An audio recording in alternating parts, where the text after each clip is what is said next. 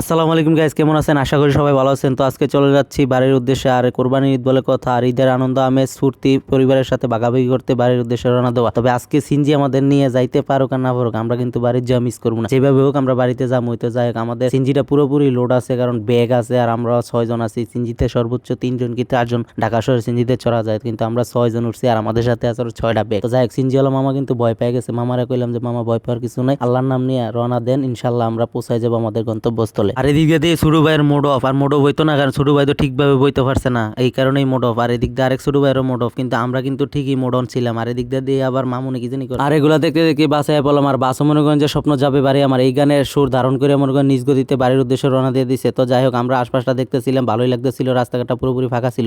জানি না, হয়তো অল্প সময়ের ভিতরে বাড়িতে পৌঁছায় যাবো ইনশাল্লাহ। আপনারা আমাদের জন্য দোয়া করবেন। আমাদের মতো আরো লক্ষাধিক যাত্রী আছে যারা ঈদের উদযাপন করার জন্য বাড়ির উদ্দেশ্যে রওনা দিয়েছে। তো প্রত্যেকটা মানুষই সহি সালামতে বাড়িতে পোশাক সেই দোয়া করি, এবং আমাদের জন্য দোয়া করবেন ইনশাল্লাহ, আমরা যেন আল্লাহর মতে বাড়িতে সহি সালামতে পৌঁছাইতে পারি। তবে আমাদের গন্তব্যস্থলে বেশি সময় লাগবে না। তো যাই হোক, এরকম ঈদ উদযাপন যেন প্রতিটা ঘরে বয়ে আনুক শান্তিময় এবং উজ্জ্বল উচ্ছ্বাসের এক নক্ষত্র প্রতিটা মানুষের ঘরে ঘরে ছড়িয়ে পড়ুক ঈদের উদযাপন আমেজ, সেই দোয়া করি। আর যারা যারা এখন আমার পেজটা ফলো দেন, অবশ্যই ফলো দিয়ে পাশে থাকবেন। নতুন কোনো ভিডিওতে আবার আপনাদের সাথে দেখা হবে। আজকে এই পর্যন্ত বিদায় নিচ্ছি, পরবর্তী কোনো ভিডিওতে আবারও দেখা হবে। সেই পর্যন্ত সবাই ভালো থাকবেন, সুস্থ থাকবেন, এবং সবাইকে আমার পক্ষ থেকে ঈদের শুভেচ্ছা। ঈদ মুবারক, ঈদ মুবারক, ঈদ মুবারক। ঈদ হোক সকলের জন্য সুন্দর একটি দিন।